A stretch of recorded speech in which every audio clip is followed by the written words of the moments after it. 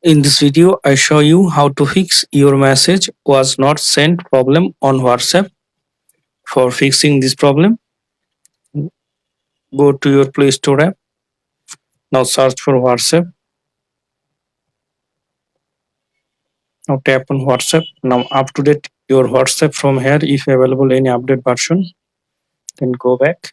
Then search 111 VPN. Click on it. Now click on install. Now go to your phone settings.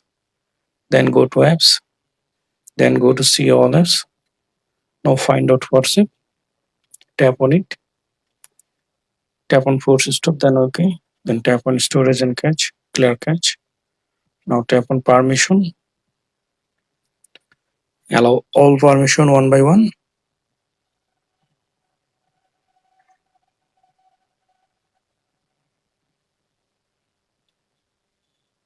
Now open 111 VPN app.